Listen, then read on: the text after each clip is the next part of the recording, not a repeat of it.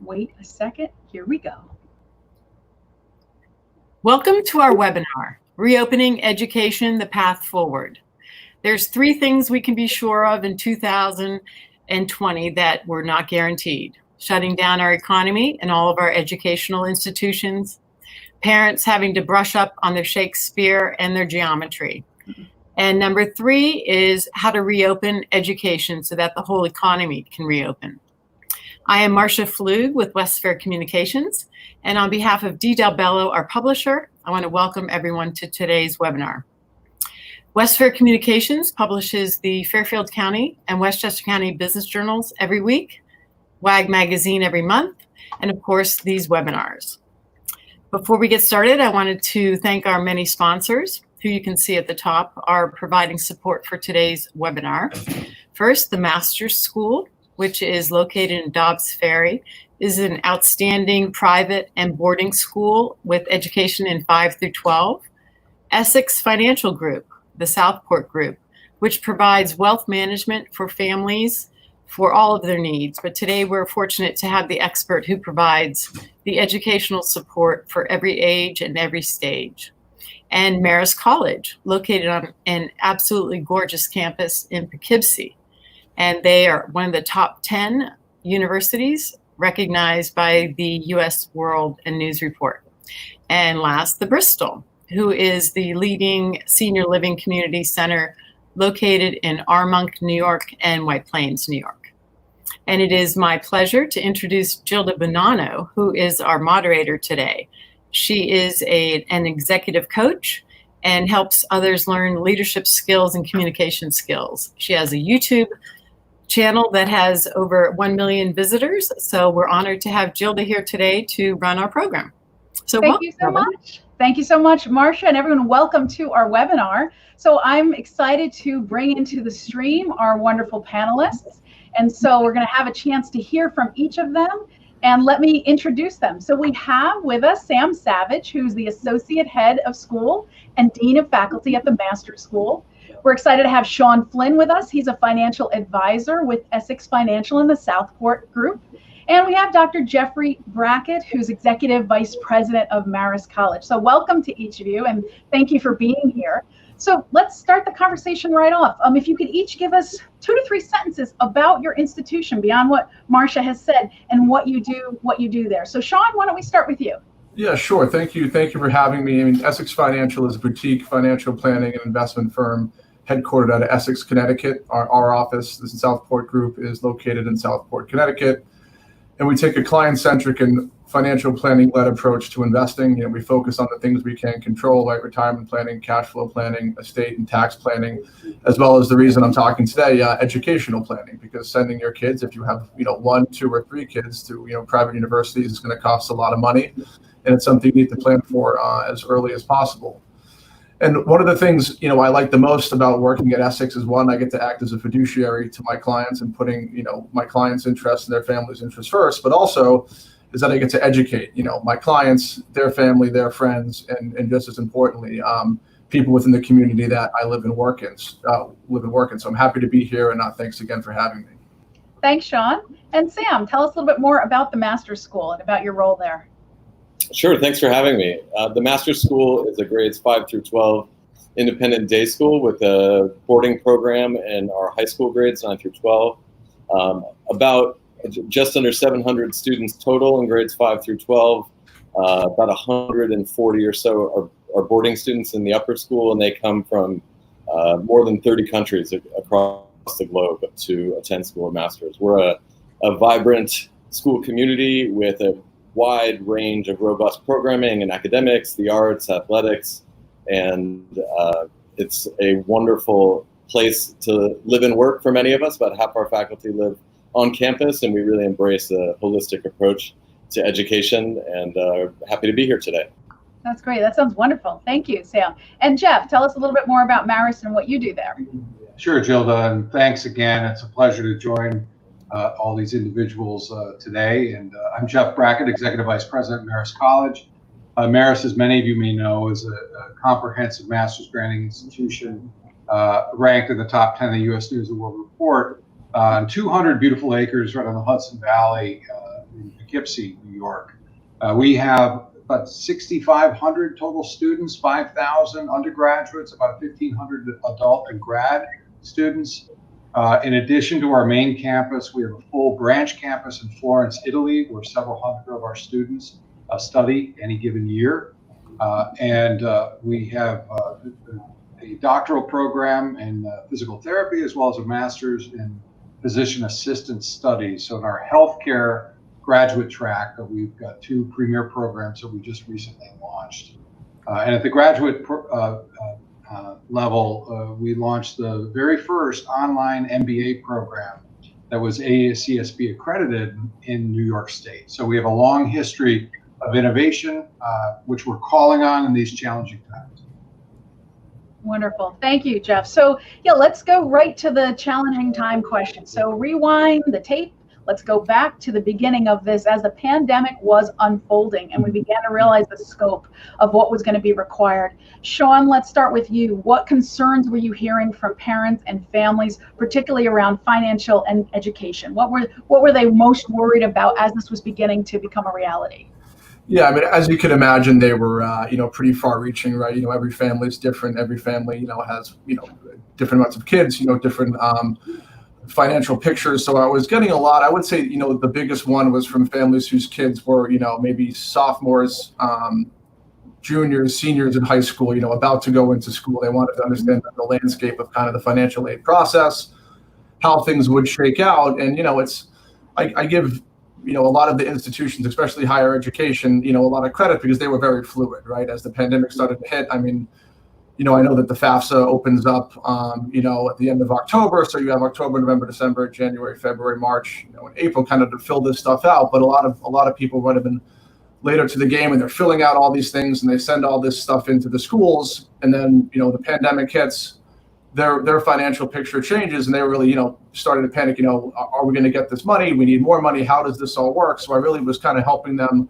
unpack all that information. And the great thing about, I would say most schools that offer financial aid, be it, K through 12 or, higher education, is that there's a financial aid office and those offices really want to help out, prospective students to kind of walk them through the process of, hey, listen, here's where you were at the beginning of the year. And that for a lot of people has drastically changed, right? Here in Connecticut, we have 10% people are unemployed, as well as a lot of people being furloughed, as well as people with their wages being cut. I could go on and on with what's happening with this pandemic.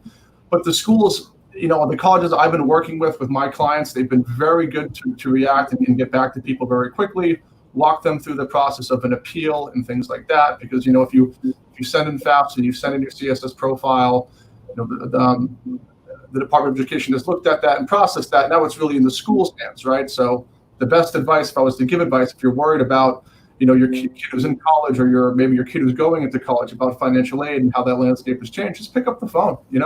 They've done a great job from what I've seen in answering all questions and helping out their students who are going to start to shape their class. Mm-hmm. I could go on and on because I get a lot of one-off questions because, like I said, every family is different and that's fine. But I think the big picture is, if I was to give any advice, if you have concerns about a financial aid package you have gotten, call the financial aid office. They'd be happy to help. Thanks. And Jeff, let's pick up on that. Tell us first what Marist did as this was beginning to unfold and you realized we have to somehow shut down the in-person component, but then also talk about this point Sean raised about the financial piece. What are you hearing from families? What resources is Marist making available for families who are now in a very different financial position than they were just 6 months ago? Well, I think Sean, first of all, summed it up wonderfully, that the flexibility and the attention on the student and their families is the primary concern. And that was really, when the pandemic hit, obviously the number one issue was the health and safety of the community. And this is, unlike any other experience I'm sure that anybody on this webinar has gone through. It's a sort of once in a century type of event. So we had to move very quickly.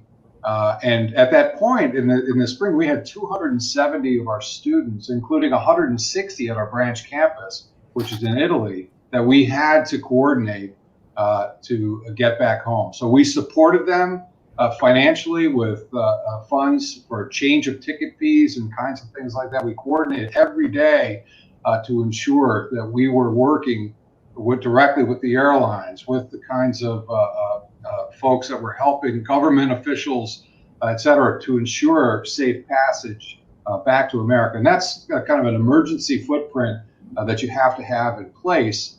And we did that. And then for our students here, we had to transition 1,700 courses, from an primarily on ground, to an online platform. But thankfully, in our case, as I mentioned before, we've long been an innovator in technology and online learning.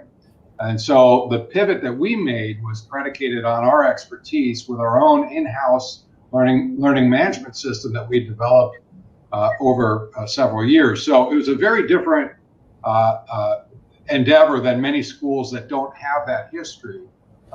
And we've learned more lessons about that, and going into the future environment, will have a much stronger hybrid learning platform as a result of that. So another key principle is innovate always. You always have to be prepared for what may be coming down the pike.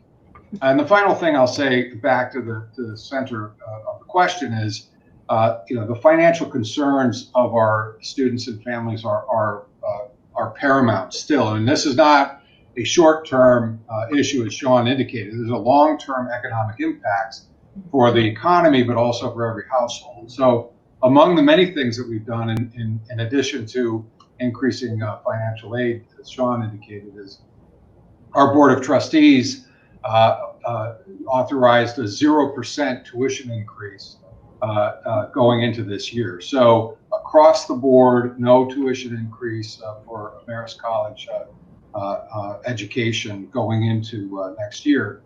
And we're working with every individual student on an individual basis as well. Wow, great. Thank you, Jeff. And that's unprecedented, I'm sure, in your history, not to have a tuition increase. Wonderful. Sam, how about you? So your challenge is a little different, right? Because you have much younger students that you're dealing with, including your 9 through 12, some of whom are residential. So how did you make that adjustment? And what about the financial concerns of the families? Yeah, thank you. I'd echo, a lot of what the other panelists said resonates with what we faced and how we met the challenges at Masters. I'd note that, again, health and safety, the foremost concern for us with the boarding population, students on campus. It was about finding them support to get home safely as everything was unfolding in early March. And with regards to the program and keeping everything going and reopening as an online school, I would say that the two principles really guided us and were very helpful in our response. And the first was the idea of embracing a sense of opportunity amidst all these challenges, and thinking with our faculty and our conversations really early on, saying this is a huge change. Pivot is the word that everyone's been using. And what are the opportunities we have to grow as educators and to work with students in new ways, and to use this as a way to reflect on teaching in the same way that Jeff said there will be lasting impacts of this. And so it's been a wonderful thing to see the way our faculty have embraced that. And then the other piece that really guided us early, principle that guided us early, was equity, knowing that by sending everyone home to work from wherever they are going to be able to connect, that we're going to see significant equity issues. When we bring everyone to campus, we have control over a lot more than we do when we send everyone home. So that was a core principle early on. How can we do our best to meet the needs equitably of all our students, and how can we respond as a school thoughtfully in this emergency and emerging reality? Mm-hmm. When it comes to the finances, it's again a foremost concern of ours to ensure that students have access to our program. So in the typical year, we give out more than $6 million in financial aid to students. And this year, that, going into next year, that number is certainly is increasing. And we have a commitment to meet the needs of the families who participate in financial aid. And so we've put in additional we've redirected some of our budget and some of our fundraising for exactly that purpose, because that's our priority, to make sure that we can fulfill our commitment to those families as best we can.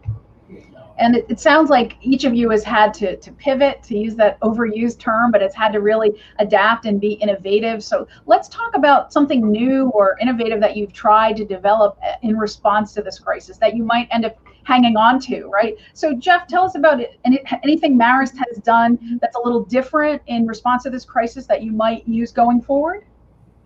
Well, I think on an operational basis first, and as EVP, I'm kind of COO of the college, so I manage a lot of the everything from security and IT and HR, physical plan, to kind of the strategic planning process. But the leveraging of technology for operations, right, and the distributed workforce, the efficiencies that has revealed to many organizations are going to be woven into operations going forward. I mean, one of the critical things that we have to do in private higher education in particular is to innovate to ensure that we bend the cost curve down for the future of education. And this comes across as a number of initiatives. One is just operational efficiency. The others are things like speed to degree, the kind of flexibility of programming. We had already been looking at the combined degrees, several pathways that we launched for students to transition seamlessly from their undergraduate to graduate degree, and to leave Marist with a master's degree as well as a bachelor's degree through articulating courses of study. We have a 5-year master's in accountancy degree, one of the most important degrees in the marketplace, for ROI, for parents and people thinking about that. The other thing is just making sure that the learning environment is always improving. And I mentioned we use an open source learning management system based on a system called Sakai. We call it iLearn. That's our own individual brand, and we have established a greater functionality on that, knowing that the new normal, whatever that may be in 2 years or 3 years, is going to be predicated on that hybrid learning environment. And the last thing I'll say about that is our commitment to global education, which is part of our DNA. And the State Department ranks us number 3 in the nation in terms of the study abroad program. We want our students to be able to study in Paris, in Florence, in Tokyo, with the same kind of fluency that students at our main campus can achieve through that learning environment. And so that's a future innovation that I'm sure we're going to continue to pursue. Wow, yeah, that sounds like it's baked into the DNA, but it's also something you're enhancing now, even more. Sam, what about the master's school? How are you innovating? How are you changing things up and creating new programs or resources in response to this? Yeah, thank you. So I think on the teaching and learning side, I think 4 months ago, we talked about synchronous and asynchronous teaching and learning, that awareness would not be widespread. Even within the master's community, we used to think of it as class time and homework, and now we've taken we've been forced through responding to the challenges to take a more conceptual approach, and I think that'll have a lasting impact on the way we design learning moving forward. But I'd say concretely, one of the things we're most excited about is a summer program that we've developed that is again identifying the needs of families who are worried about learning losses over the summer after a remote spring, who are worried about summer camps being canceled all over the country.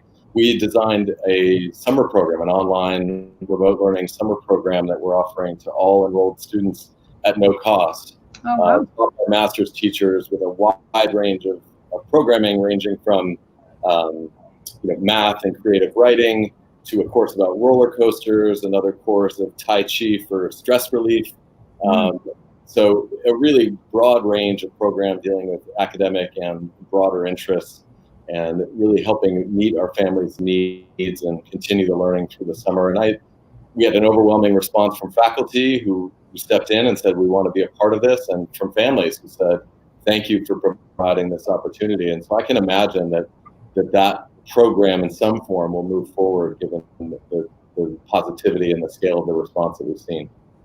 That sounds like a great opportunity for families, right? And to do that at no cost. So it's an easy decision for them to say yes to.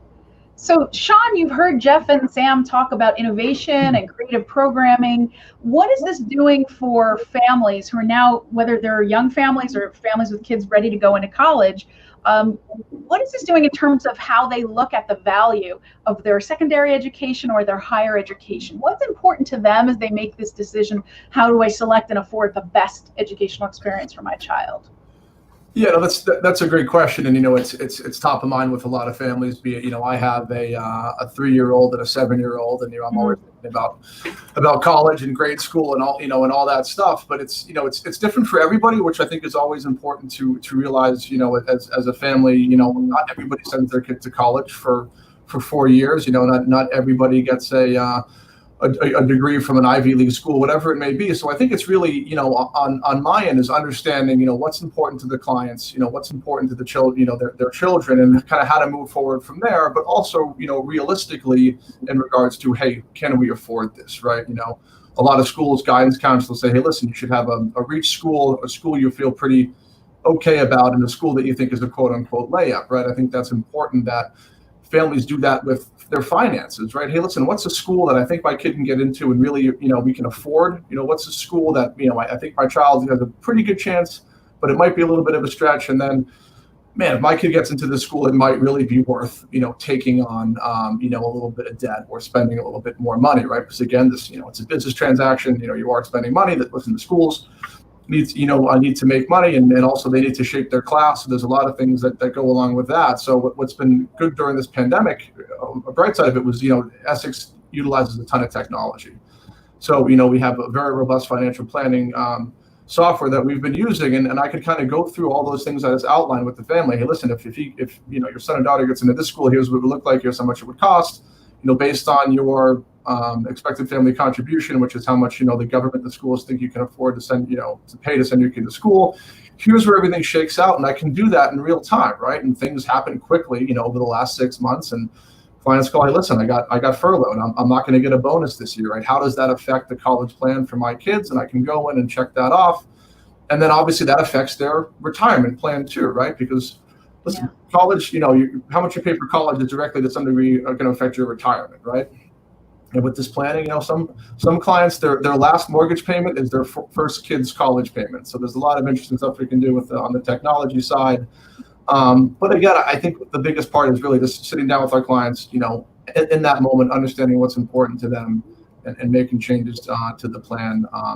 Unfortunately not in person, so I'd rather meet with people in person. So, we do it over Zoom or, over the phone, whatever it may be. And it's been well. It's good because it forces us to kind of get into this new era of doing more stuff over the computer. So it's been good, and I'm glad we've invested in the technology we have. Mm-hmm. And I'm sure it gives them some sense of at least control when they understand the numbers and what it's going to mean, as opposed to worrying. And a lot of it is numbers, right? You can kind of back in, and if you make X and you spend Y and your expected family contribution is Z, that you kind of have it all there, right? But sometimes you want to send your kid to a school that you just can't afford, right? And sometimes you have to have those honest conversations. But at the same time, where there's need, a lot of schools, they help out and they meet that need. So, and along with the government. So it's interesting, but it's been productive use of time. Well, and I think that's an interesting perspective, right? That how to make this time at home or a different time productive. How do we turn this challenge, as difficult and painful and tragic as it is for many families, how do we turn that into opportunities? And what does that mean going forward? So everyone gaze into your crystal balls for a moment. We're not going to hold you to these predictions, but what do you see down the road? How will this coronavirus pandemic, if at all, change secondary and higher education? What do you think? If we're looking out 5, 10 years, once the initial epidemic is passed, what do you think will be the lasting results, if anything, on secondary ed and on higher ed? What do you think, Sam? How is the master's school and other secondary ed programs going to be different going forward? That's a great question, and I appreciate you mentioning the fact that there's such dissonance around this idea of opportunity in the midst of tragedy for many, and that has been a very real part of this for many people.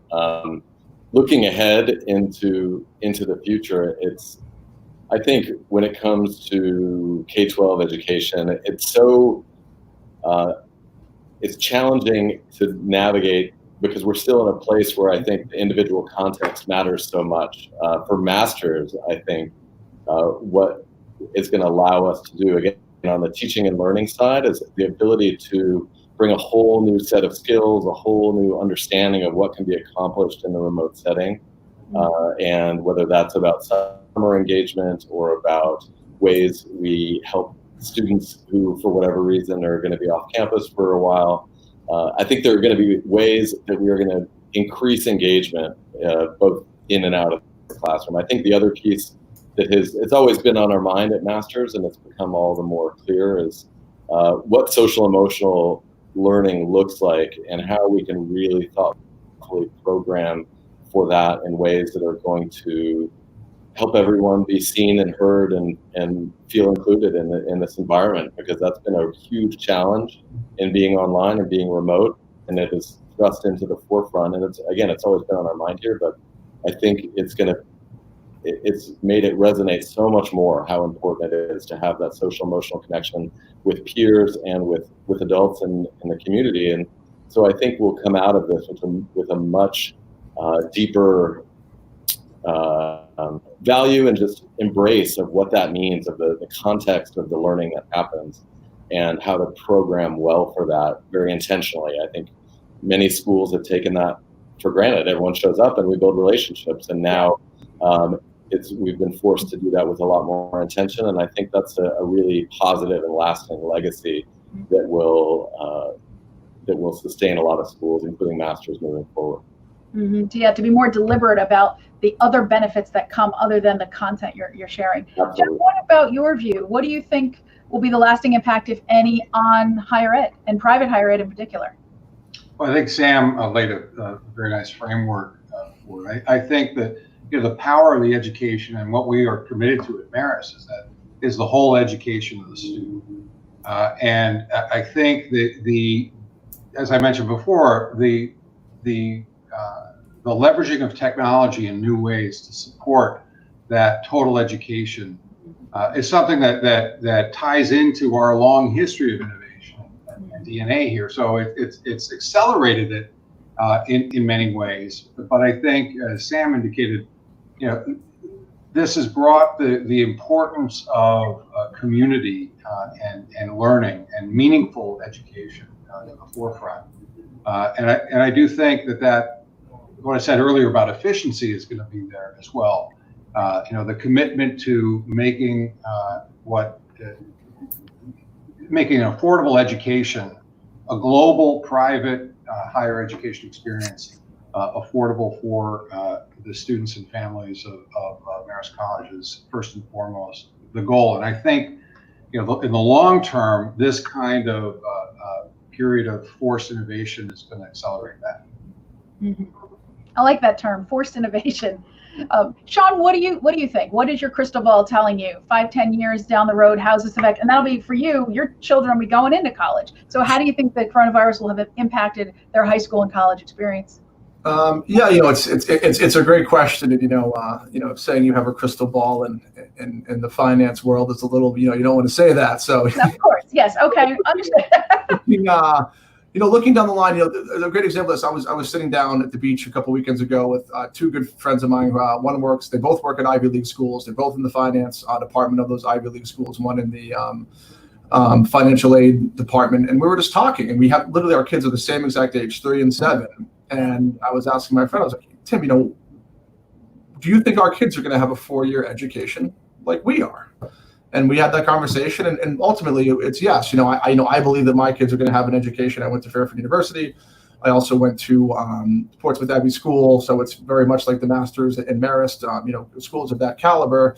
And I have in my mind that my kids will go to some degree of a 4-year college, right? Will things be different? Absolutely. Will technology, really, I would say, change that, maybe shorten a little bit? Absolutely. I don't know. Will kids be more hyper-focused on a specific sector? Is it technology? Is it a 3-year technology college? Are kids going to get more involved with the trades?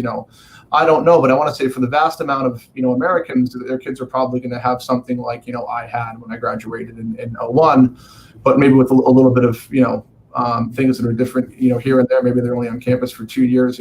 I don't know. I would like things to go back to normal because I had a great time at both schools and I learned a lot. And I think you can learn a ton by being around other people, which I think, Marist and the master's school and really any school provides you with, right? That helps you learn how to think and it helps you, make your own decisions and your own judgment. So I think that's very important. And maybe you can't get that as much as doing it online. I'm not taking away anything from online. And again, just from a financial planning standpoint, it's, hey, listen, what are we planning for, right? Are we planning for our kids going to school in 4 years, 2 years, 10 years, 15 years, and we have to plan accordingly. And that's, there's so little you can control in investing, right? There's very few things, but planning is one of them. And that's one thing we focus on. And right now I'm planning and I'm saving, and my clients who have kids the same age to have their kids go to a 4-year university. And maybe, I don't know if it could happen, but maybe nobody raises rates for 4 years, 4 to 10 years. I doubt that's going to happen, but that's at least what I think, right? Things can change as we've seen quite quickly. But at the same time, we've been quite quick to adapt. That's a great point. And if we shorten that timeline a little from 10 years to 2 or 3 months, we're getting a lot of questions on the live stream, and people also submitted ahead of time about what the reopening for the fall looks like. So forget about 10 years. What's happening in 2 or 3 months? So Jeff, tell us what the Marist reopening looks like for fall 2020. Well, we're going to obviously work within the guidelines of New York State and our local health department, but we're committed to an on-ground experience.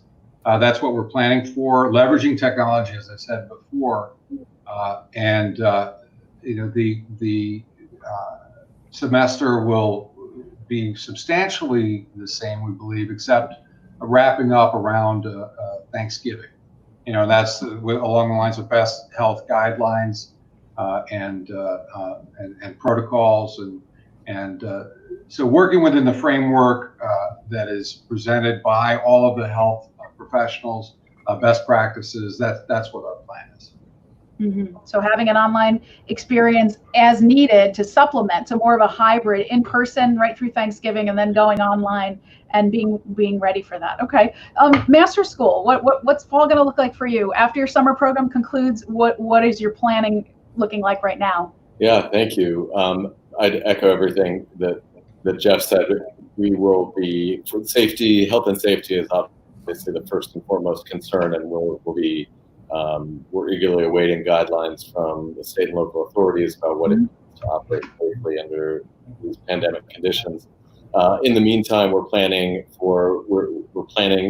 a variety of scenarios to be able to respond to the context as it emerges. We are hoping very much that we are all here in person when we open in September. And in the meantime, we also are planning for the likelihood of a local spike, whether on the master's campus or not. We need to be prepared for continuity of learning, and that's been our primary focus this summer, engaging faculty in professional development around online teaching and learning so that we can open up with a continuity of learning plan in place that will prepare us for eventualities where the campus would need to be closed. And that's something that I think schools across the country are doing, and certainly K-12 schools. And beyond that, again, we're waiting for, not waiting, I shouldn't say waiting, we're actively planning round the clock and with everyone possible,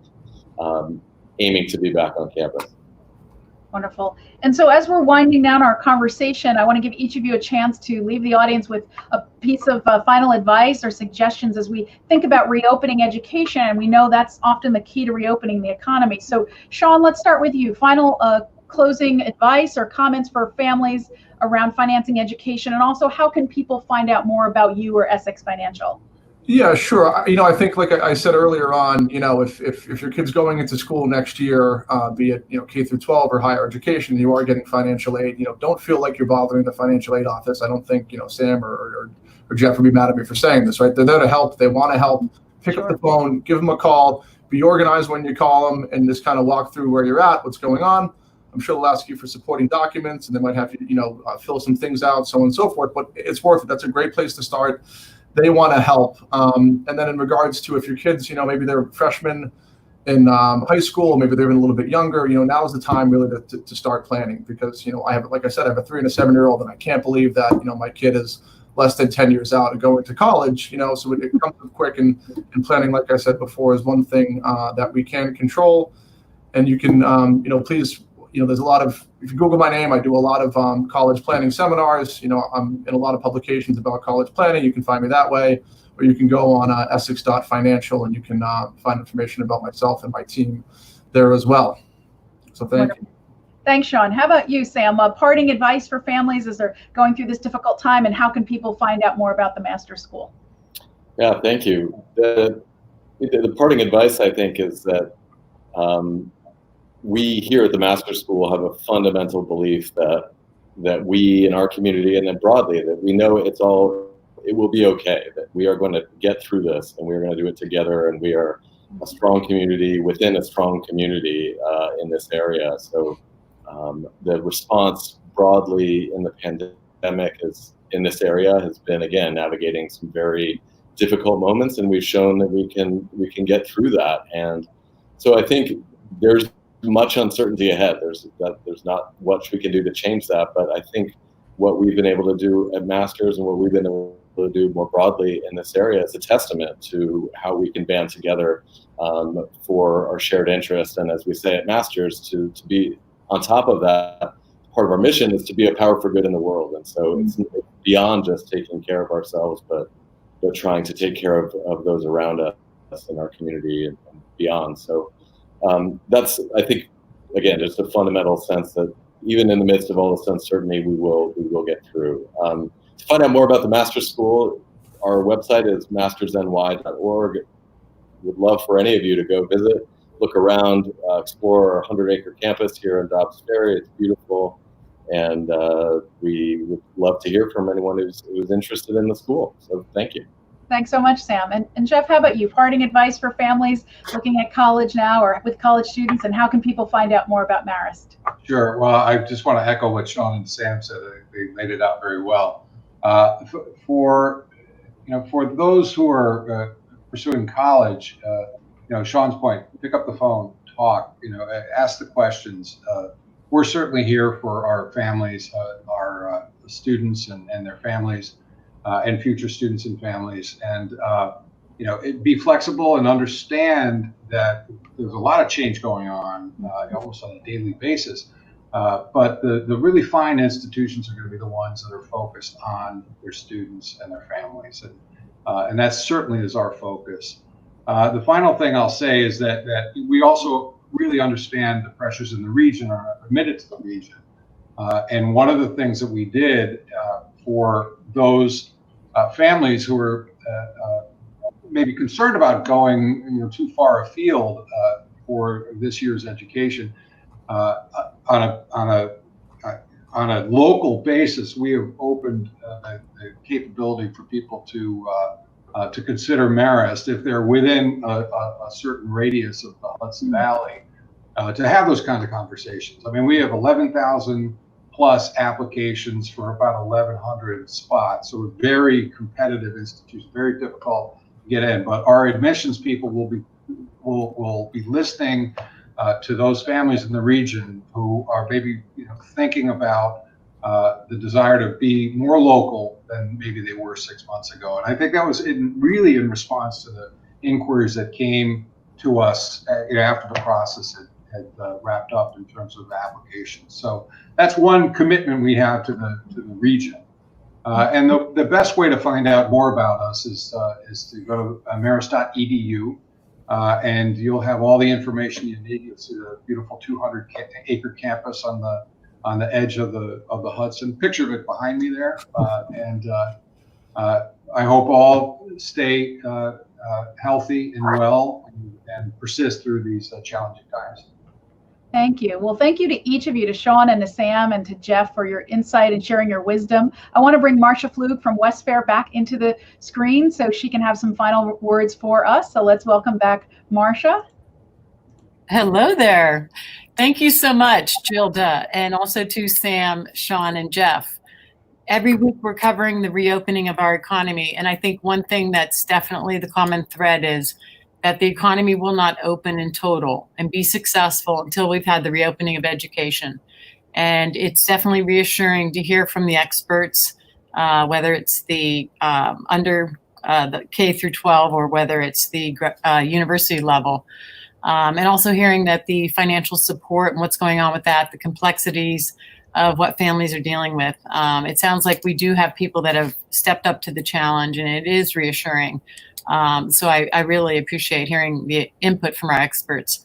Again, I want to thank our sponsors for today, the Masters, Essex Financial, Marist, and the Bristol.